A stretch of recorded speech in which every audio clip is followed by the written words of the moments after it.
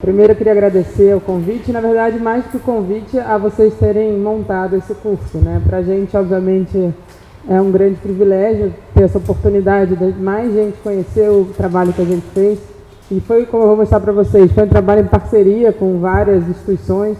A ideia do livro era mostrar que a austeridade ela vai comprometer o futuro das próximas gerações, ela não é uma coisa que afeta só o presente, né? Ela afeta o futuro também.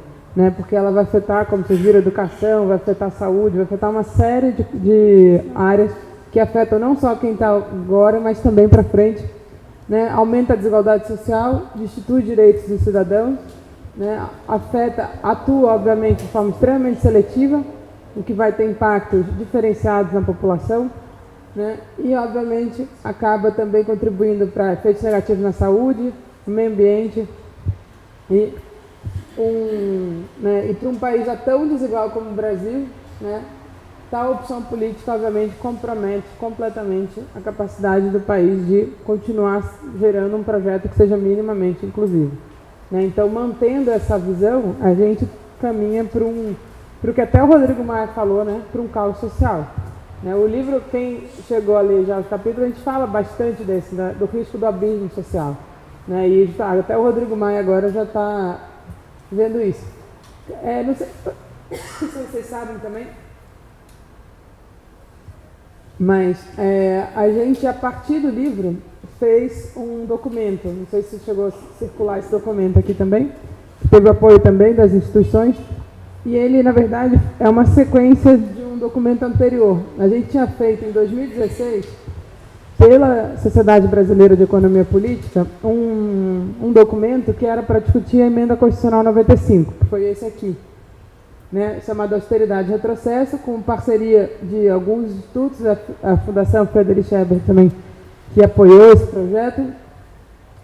E, na época, a gente lançou esse documento, né, o Pedro foi até no Congresso, junto com outra professora. Eles foram no Congresso no dia que estava tendo a votação do primeiro turno na época ainda era PEC 241, né, que virou depois a Emenda Constitucional 95. E a ideia desse primeiro documento era justamente mostrar como teriam consequências econômicas extremamente negativas, né, e a gente nem apontava as questões sociais, mas era uma discussão ainda muito econômica, né, de quais seriam as consequências econômicas que estava se propondo, né, como isso afetaria completamente a capacidade do governo atuar na economia para o crescimento econômico e na distribuição de renda também.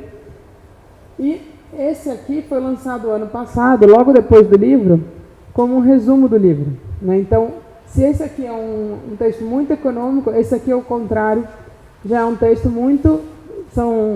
ele não é curtinho, ele tem 70 páginas, mas ele tem, para cada tema que está no livro, 2 páginas de resumo para as áreas. Então, para pessoas que são militantes de determinadas áreas, você não precisa necessariamente usar o documento inteiro, você pode usar o documento, porque a gente tentou fazer ele numa linguagem ainda mais acessível do que o livro. Né? O livro, para quem leu, vai ter visto que ele, por mais que a gente tentou escrever numa linguagem acessível, não é acessível para o grande público. Esse documento também não é acessível para o grande público, mas, com certeza, para os movimentos sociais, porque são pessoas que estão no debate, conhecem a discussão.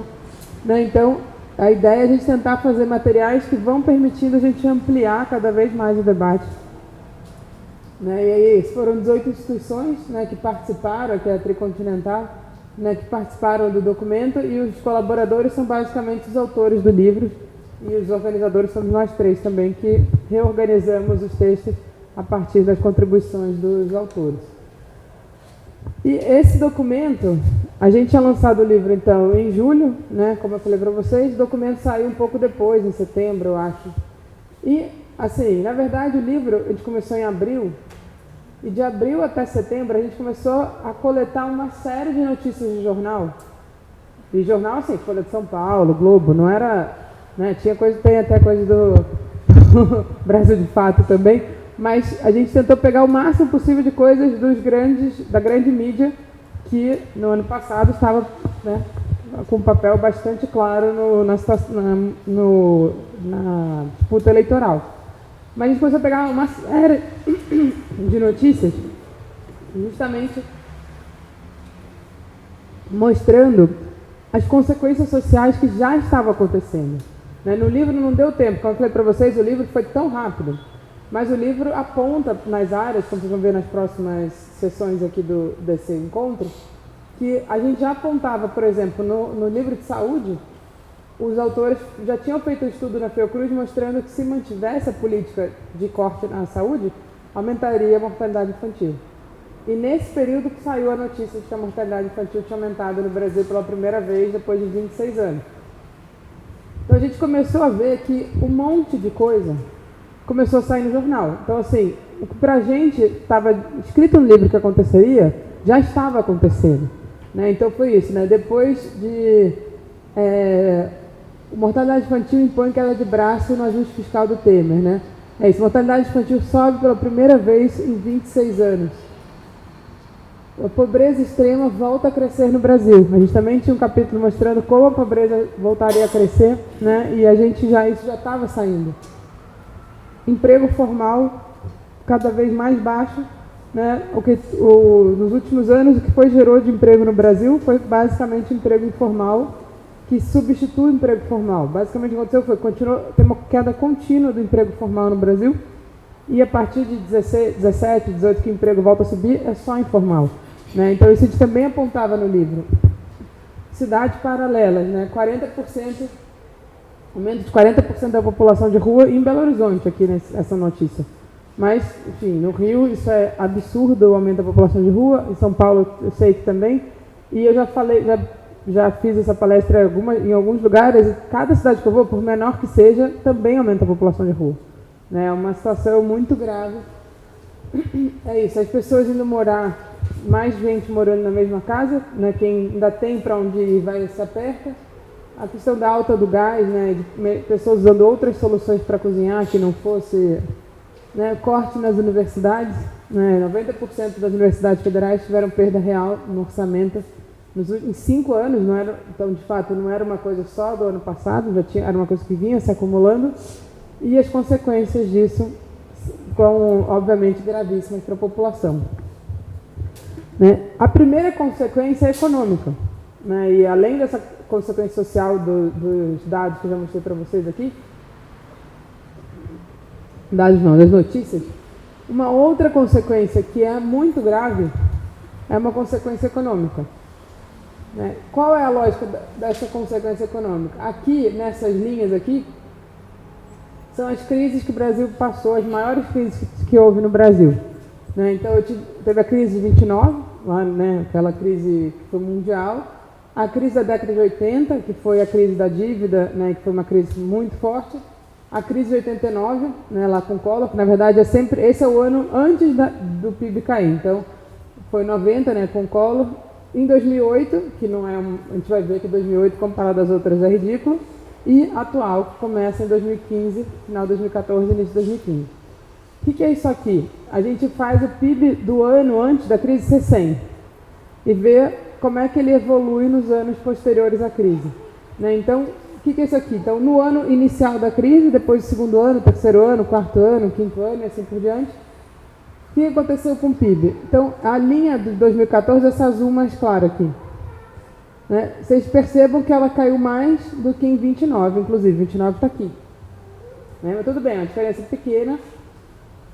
A de 80, ela caiu, recuperou, caiu de novo, então a perda do PIB foi meio parecida, se a gente olhar. Tá vendo? Que chega ao mesmo nível, que é uma perda basicamente de quase 10 pontos de PIB, né? Nessas duas crises. Só que depois a gente vê que a economia brasileira recupera, né? E aí volta a crescer. O que é isso aqui? Isso a gente começa a ver, então, a partir do ano que começa a crescer, qual é a velocidade de recuperação. Né? E dá para ver que a crise de 29, que é essa azul aqui, ela foi a que teve a segunda maior recuperação mais rápida. Né? De 2014, 2008, desculpa. Mas vocês percebem que em 2008 a economia nem chegou a cair. Na verdade, não dá nem para considerar que foi uma crise no Brasil, porque a economia nem caiu praticamente. Foi menos 0,3, é uma queda muito pequenininha. Mas se a gente pensar nessas que foram grandes crises, a recuperação mais rápida foi a de 29. A crise lá, que foi uma crise mundial, com dimensões parecidas com a de 2008, o Brasil saiu da crise muito rápido. por um motivo muito simples. Naquela época a gente basicamente tinha um produto relevante que se produzia no Brasil, que era o café, e o governo foi lá e salvou o café. Né? Vocês devem lembrar, né, das aulas de história, o governo foi lá, comprou, queimou o estoque de café, enfim, recuperou aquele setor econômico que era o principal setor. Dessa maneira ele conseguiu reativar a economia e foi um período de mudança na estrutura produtiva do Brasil. Né? A industrialização no Brasil começa aqui, ainda bem lenta, mas então você teve uma recuperação muito rápida. E essa agora está sendo a recuperação mais lenta da história. Né? Por que está acontecendo isso? Né? E isso é justamente uma das coisas que a gente já chamava atenção quando foi feita a emenda constitucional 95. A gente falou, ao fazer essa emenda, o governo está abrindo mão de ter um instrumento de recuperação econômica. Né? Ele está abrindo mão de um instrumento de crescimento econômico, mas também está abrindo mão de um instrumento de recuperação econômica. Né? De fazer o que a gente chama uma política anticíclica. Né? O governo atuar contra o movimento da economia. Então, se a economia está caindo, o governo deveria ampliar os seus gastos para recuperar a economia. Com a emenda constitucional 95 está totalmente proibido. O governo não pode fazer absolutamente nada se a economia estiver numa crise como a gente está vivendo hoje. Né? A economia brasileira caiu 2 anos consecutivos, cresceu 1%, em 2018 cresceu 1%, em 2019, se crescer 0,5% vai ser muito. A expectativa do mercado já está em 0,8% e caindo. Provavelmente vai chegar em 0,5% e pode até chegar mais baixo que isso. Então, na verdade, a gente tende a ficar mais lento aqui. E uma das coisas que eu vou tentar mostrar para vocês é que com as políticas que estão sendo implementadas, mesmo a expectativa que você tem para os outros anos de crescer 2, 2,5%, são muito pouco prováveis se o governo não mudar a política que está fazendo. Né? Então, essa austeridade ela tem consequências sociais gravíssimas, mas tem consequências econômicas gravíssimas. E, obviamente, uma coisa realimenta a outra. Né? E é justamente isso que a gente está vendo hoje.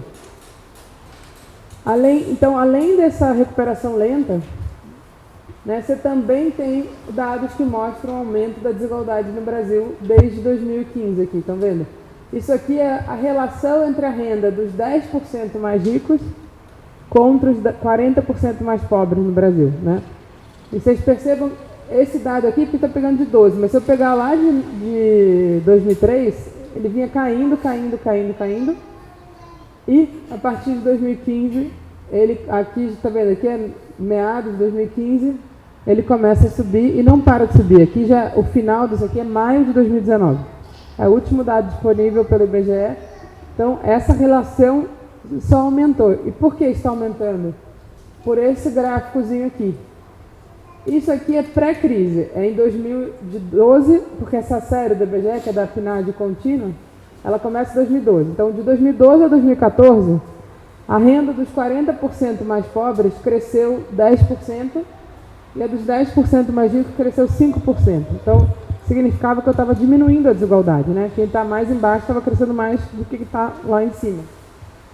Na crise, a partir de 2015, os 10% mais ricos continuam crescendo um pouco menos, né, 3%, e os mais pobres têm uma queda de quase 25% na sua renda. Né? É isso aqui que explica esse aumento da desigualdade. Os mais ricos conseguiram manter sua renda, não perderam tanto, enquanto os mais pobres tiveram uma queda absurda da renda e isso aumentou a desigualdade. Né? E isso é captado também pelo índice de Gini. Né? Não sei se todos vocês conhecem, mas o índice de Gini é o índice que mede desigualdade. Quanto mais próximo de 1, mais desigual é o país. Quanto mais próximo de 0, menos desigual. E aqui, esse índice, eu vou mostrar depois no outro gráfico, ele vinha caindo desde a década de 90 e a partir aqui de meados de 2015 ele volta a subir. E sem parar. De novo, esse dado vai até maio de 2019, sem parar de aumentar. Né? Então, a gente está vendo que as consequências dessa política são consequências sociais gravíssimas, então é isso, aumento de mortalidade infantil, de problemas diversos problemas na área de saúde, na capacidade das pessoas de pagarem aluguel, na economia e na desigualdade, que é um pouco uma soma dessas coisas. Né? E por que isso tudo está acontecendo, né? Uma das coisas é justamente o que a gente chama desse círculo vicioso. O que é o círculo vicioso? Bom, alguém fala, não, o governo precisa cortar gastos. E aí o governo corta gastos. Né? Isso, o que é o gasto do governo? Né? E isso é bom deixar bem claro, porque as pessoas têm uma ideia, não sei se vocês já viram quando o Jornal Nacional vai anunciar a carga tributária.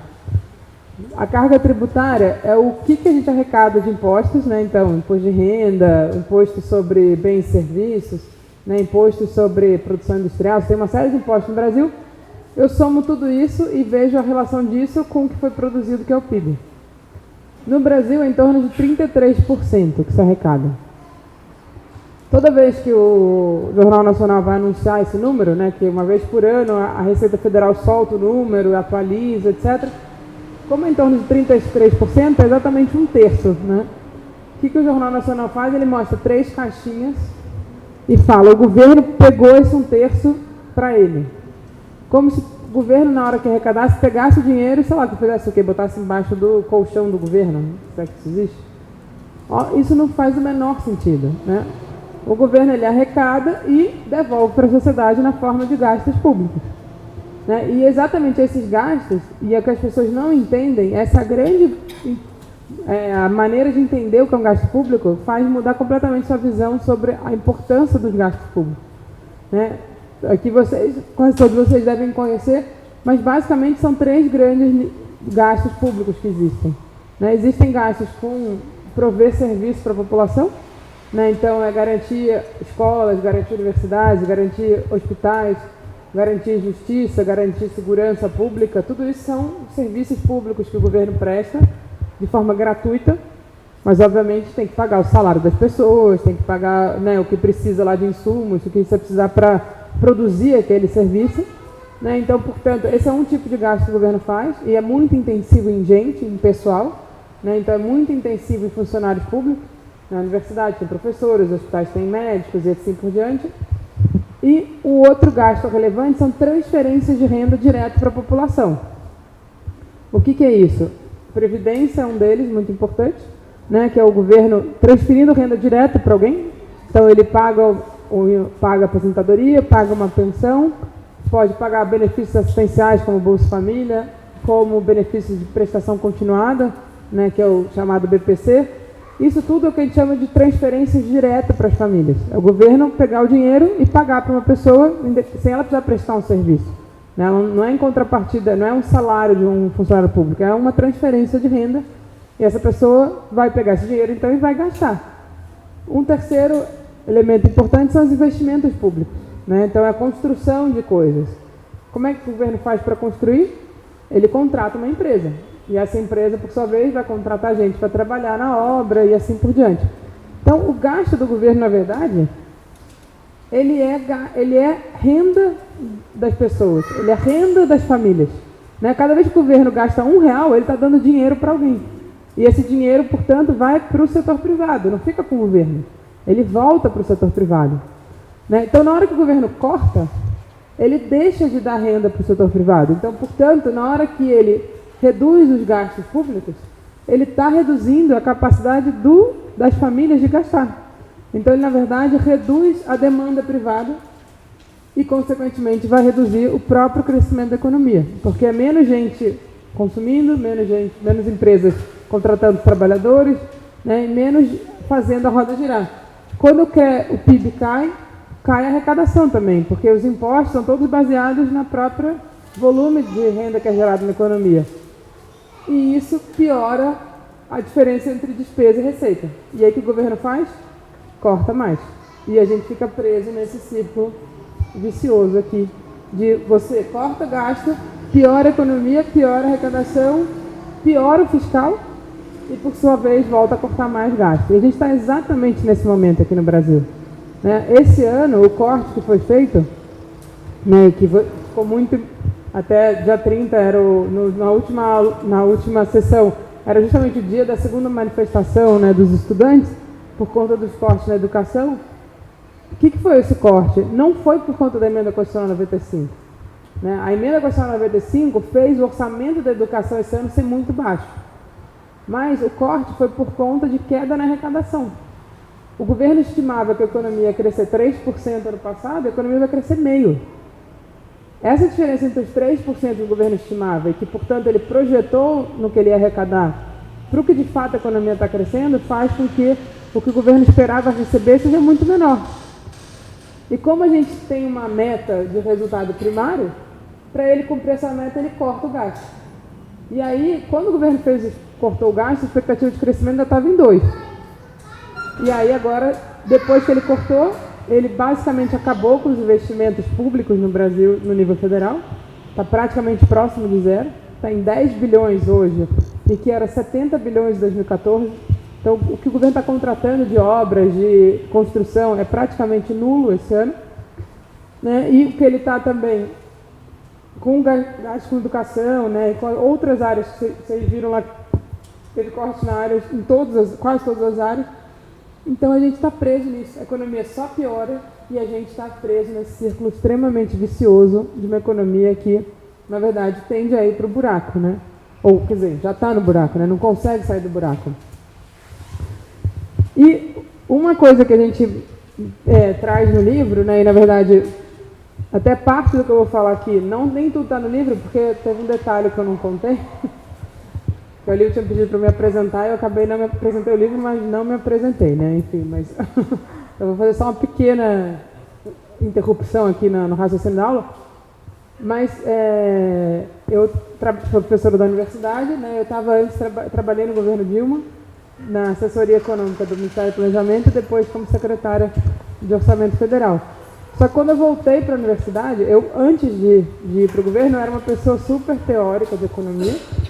Né? Minha tese é um modelo matemático, é uma coisa super teórica de economia, mas quando eu fiquei 5 anos no governo, mais 1 ano no Senado, eu obviamente aprendi muito sobre o setor público brasileiro. Então esse ano eu dei aula de setor público na faculdade e na verdade eu comecei a estudar um monte de coisa que eu tinha lido há anos atrás, então parte do que eu estou trazendo também são coisas, reflexões posteriores ao livro que tem a ver com esse ano que eu estava trabalhando, mas é o que eu achei que para essa aula era legal para vocês trazer coisas que complementam o livro, né?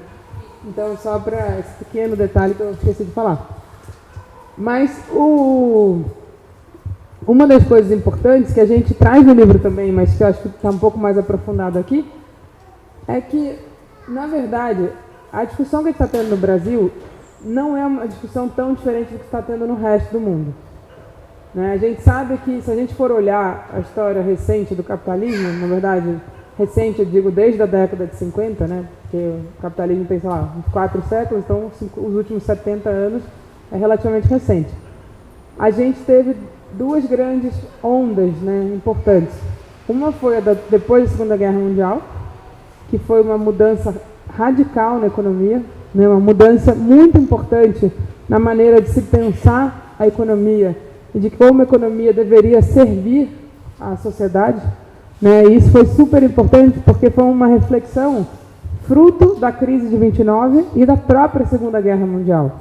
Né? Durante a Segunda Guerra Mundial, vários economistas começaram a discutir como mudar o sistema econômico ou a maneira de você gerir o sistema econômico para que ele não gerasse gravíssimas desigualdades sociais e graves crises, como a gente viu em 29 e que estava se vendo ali. Né? E essa grande onda acabou tendo uma grande revolução na economia, né? E ao contrário do que a maior parte eu sei que aqui vocês não acham isso, mas o que a direita acha que são coisas de comunista, etc. Não, eram pessoas que queriam salvar o capitalismo, que estavam ali discutindo. Né? Tanto que, na discussão final, a União Soviética foi expulsa do debate, que foi o chamado Acordo de Bretton Woods. Eles não deixaram a União Soviética participar desse debate no final, porque a ideia ali era uma nova visão de capitalismo mais razoável, que permitisse fazer um contraponto à União Soviética, na verdade. Né? Mas essa visão, que era, no fundo, que a gente chama bem reformista do sistema capitalista, do ponto de vista para a sociedade, foi bastante benéfica, porque você começou a botar a sociedade como uma coisa relevante na equação e não simplesmente os ganhos, que é a grande lógica do sistema capitalista, gera ganhos de capital. É para isso que serve o sistema. né? E, consequentemente, para isso, ele vai destruindo tudo que está à sua volta. E a lógica ali, não, vamos barrar um pouco esses efeitos sociais, porque senão temos uma ameaça ali do lado, caso a gente não consiga resolver, né? Você tem ameaças de novas guerras e ameaças da própria União Soviética, que estava ali como um contraponto bastante relevante. Então, grande parte dessa revolução na economia foi uma maneira de salvar o capitalismo de si mesmo, praticamente, né? E a lógica ali foi uma grande mudança. E essa grande mudança permitiu o que a gente chama da era de ouro do capitalismo, né? De 50 a final de 70, a economia mundial cresceu fortemente, redistribuindo renda, com inclusão social e com países mais pobres crescendo mais rápido. Foi um período extremamente vigoroso e positivo da história do capitalismo mundial.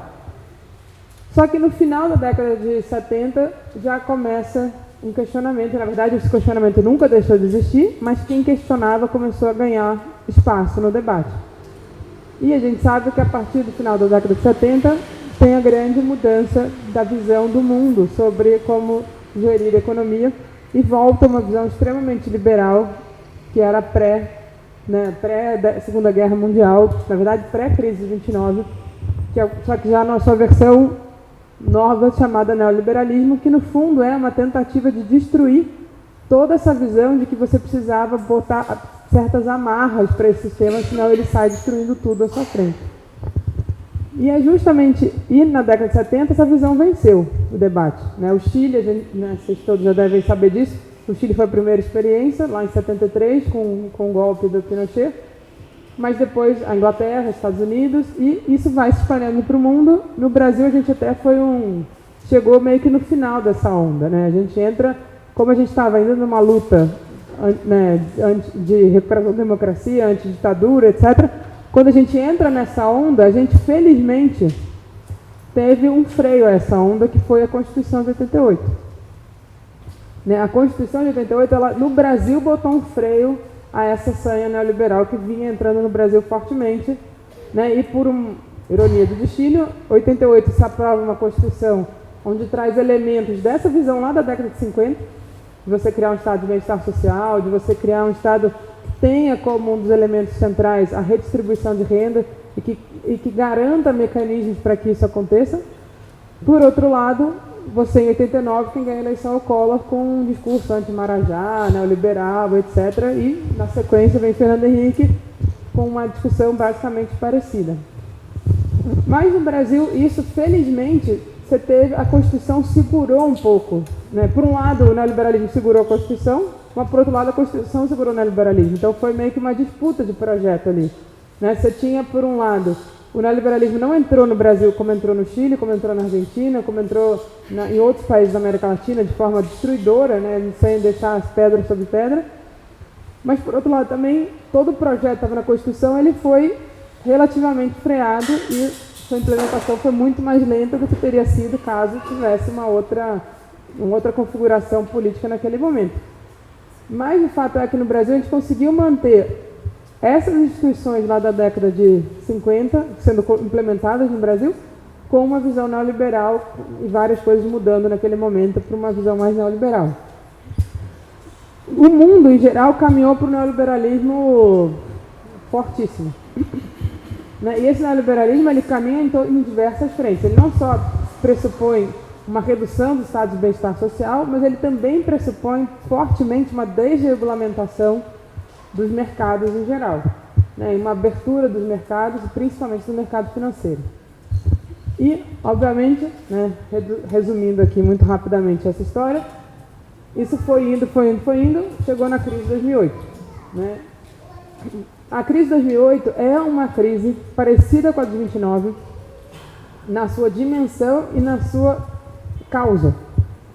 Ambas são frutos de um liberalismo exacerbado na economia, né, uma falta de regulação dos fluxos de capital, uma falta de regulamentação dos mercados financeiros, né, e uma especulação financeira absurda que, em um determinado momento da história, afeta os mercados em geral, né, principalmente dos países desenvolvidos.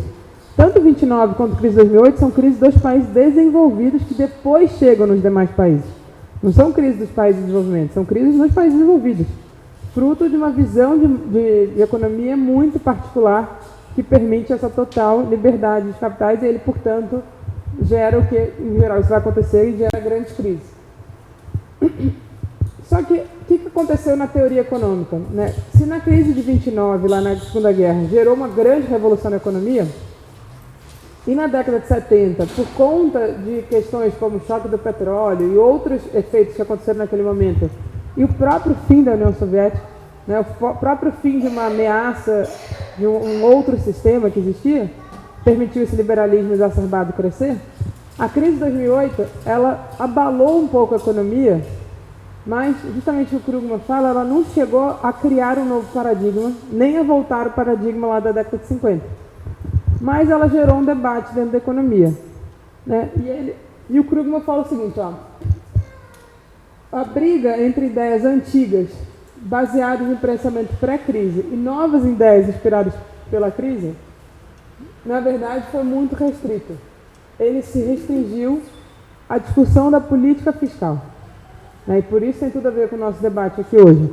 Ele fala, olha, o debate dentro da economia ele ficou muito restrito e, na verdade, ele ficou centrado entre se o governo teria um papel para resolver a crise ou não. Na visão anterior à crise, né, o que a gente chamava de um novo consenso macroeconômico na economia, se tinha uma visão de que a política fiscal, que é a política de tributação, de gastos, tinha papel zero para controlar o ciclo econômico.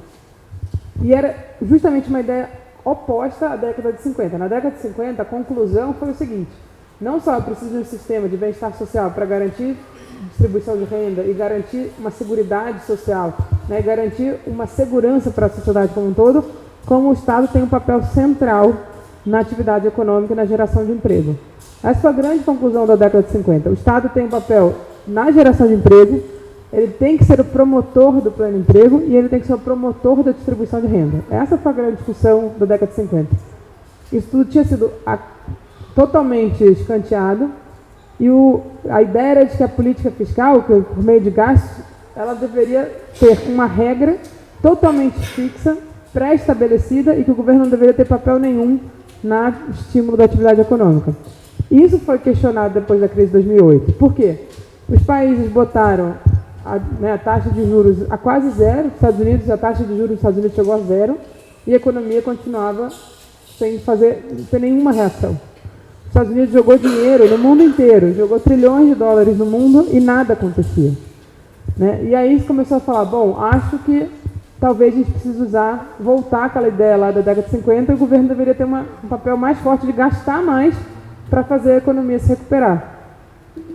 E é justamente esse debate que tem a ver com o debate aqui no Brasil, né? Qual a ideia do multiplicador keynesiano? É justamente o que Keynes falava, que se o governo gastasse, porque ele vai gerar renda para a população, essa renda vai ser gasta, então o efeito do gasto do governo é maior do que né? Se o governo gastar R$1, ele pode gerar R$2 de PIB em vários anos seguidos. Então, na verdade, com R$1 que ele gasta, ele num acumulado de 10 anos pode gerar R$8, ou R$5, que seja, mas então quintuplicar o valor do que ele gastou pelo efeito multiplicador, que é, eu dou dinheiro para alguém, essa pessoa vai lá e gasta, então na hora que ela gasta, ela gerou renda para outra pessoa que vai lá e gasta, e isso é justamente o que a gente chama de multiplicador keynesiano. A visão da década de 50 é que esse multiplicador era relevante, muito maior do que e, portanto, o governo, se tivesse uma situação que ele quisesse estimular a economia, ele deveria gastar, porque isso por si só já reativaria a economia. A visão que estava meio em voga um pouco antes da crise e que em 2010 ganhou um espaço enorme é o que a gente chama de doutrina da austeridade expansionista. É o discurso do Guedes. Vocês já devem ter ouvido, bom, era o discurso do Meirelles, era o discurso do Guedes, era o discurso do Levy também, né? Qual é a lógica? Isso está errado, o multiplicador é zero, ou negativo, ou muito próximo de zero, então é irrelevante o governo gastar. E, ao contrário, se o governo cortar gastos, como ele vai gerar uma melhora na confiança dos agentes econômicos, esses agentes econômicos vão começar a gastar. Então, era o oposto, né? Se o governo cortar gasto, ele vai estimular o gasto dos agentes privados. Então, essa doutrina da austeridade expansionista foi justamente o que levou, em 2010, os países que durante a crise tinham feito estímulos importantes, né, durante 2008, 2009, os Estados Unidos, a Alemanha, outros países europeus tinham feito estímulos fiscais importantes nos seus países. A partir de 2010, as pessoas falaram, olha, se continuar gastando desse jeito, a economia vai entrar em crise. Você precisa fazer um ajuste fiscal para a economia voltar a crescer. Né? Então ficou esse debate. Vale o multiplicador keynesiano ou vale essa ideia da doutrina fiscal, de ajuste fiscal expansionista ou da doutrina da austeridade expansionista? Né? E, como eu vou mostrar para vocês, essa doutrina aqui, e é justamente o que a gente mostra no primeiro capítulo do livro, ela está baseada em mitos. Ela não tem nenhuma evidência empírica, né? Ela não tem nenhuma base real na economia. Ela é totalmente construída a partir dessa ideia bastante mítica de que se o governo cortar os gastos, então os empresários vão sair gastando. Essa é uma lógica completamente absurda e que não tem nenhuma base empírica. A gente mostra justamente isso nesse capítulo do livro e eu vou mostrar rapidinho. Então, o que o Krugman fala é que, durante a crise, os governos se abstiveram de um aperto drástico da política fiscal, então permitiram que o que a gente chama de estabilizador automático, associado aos grandes estados de bem-estar social, entrasse em ação. O que é isso? O Brasil tem isso também. Lembra? Vocês viram que eu mostrei ali que o desemprego aumentou, mas muita gente começou a se apertar em lares, né? O que aconteceu no Brasil nos últimos anos? Os aposentados começaram a sustentar famílias inteiras. Por quê? Às vezes um aposentado, o filho perde emprego, mas o filho tem filho, então ninguém ali vai morrer de fome. O avô, né, o avó dessa família começa a sustentar a família porque ele tem uma renda que independe do ciclo econômico.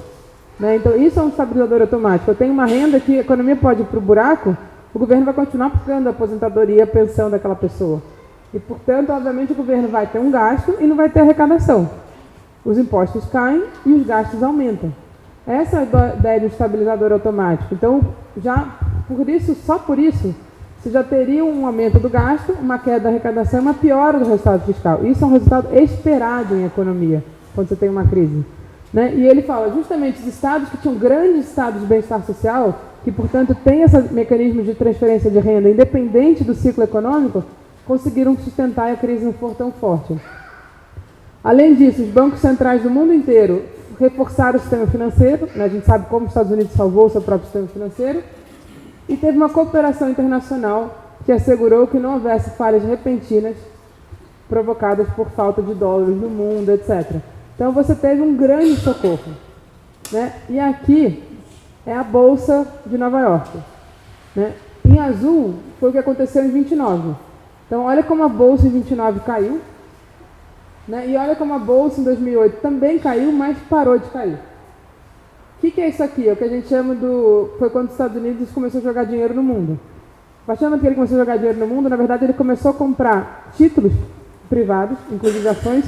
Com isso, ele segurou a Bolsa e a Bolsa voltou a subir e disparou, na verdade. A Bolsa bombou. Então, ele evitou uma crise mais catastrófica em termos financeiros. Ele fala, bom, por enquanto, tudo bem, né? Infelizmente, uma vez evitado o risco de um colapso catastrófico, a história da política econômica torna-se muito menos feliz. Depois de praticar mais ou menos políticas keynesianas na fase aguda da crise, os governos todos voltaram atrás. Ele fala, em grande parte do mundo avançado, a política fiscal tornou-se helenizada. Né? Isso é, toda a nação foi avisada que poderia se tornar a Grécia a qualquer momento, a menos que voltasse para a austeridade fiscal. E ele fala, dada a validade do multiplicador keynesiano, podemos afirmar com segurança que essa virada para a austeridade contribuiu para a lentidão da recuperação dos Estados Unidos e para um ritmo ainda mais decepcionante e gago da recuperação da Europa. Né? Então ele fala, justamente durante a crise, aconteceu o que se esperava, que é o governo continuou gastando, a arrecadação caiu, por isso piorou os resultados fiscais no mundo inteiro.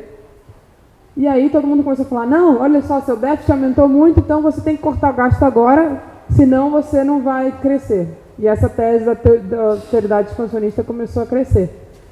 E aí o que ele mostra é isso aqui, ó. Esse é um outro gráfico, parecido com aquele do início que eu mostrei para vocês. Essa aqui foi a crise de 30 na Europa, crise de 29. Bem mais forte que a de 2008 aqui. Mas é o que ele fala? Uma vez, tudo bem, 29 foi mais profundo, porque você não tinha nenhum desses mecanismos de barrar a queda. Mas uma vez que o governo, que começou o New Deal nos Estados Unidos, começou, né, políticas na própria Europa de recuperação, a economia recuperou rápido.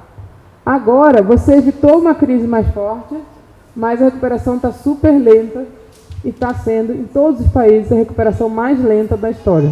Né? Não é só no Brasil, isso aconteceu também na Europa, também aconteceu nos Estados Unidos. E aí, o que a maior parte dos países está se discutindo? Por que a recuperação está tão lenta? E aí, nos Estados Unidos, na Europa, mesmo nos Estados Unidos, que está melhor que a Europa. O que começou a se falar? Esse aqui é um texto de 2018, Estados Unidos, de 2010 a 2017. A lenta recuperação deve-se à lentidão dos gastos do governo. Um outro texto sobre a Inglaterra. Por que a recuperação tem sido tão lenta envolve apenas duas palavras, política fiscal. Em um outro texto que pega vários países, ele fala: as trajetórias atuais e projetadas dos gastos do governo nas economias avançadas são bastante diferentes das recuperações passadas.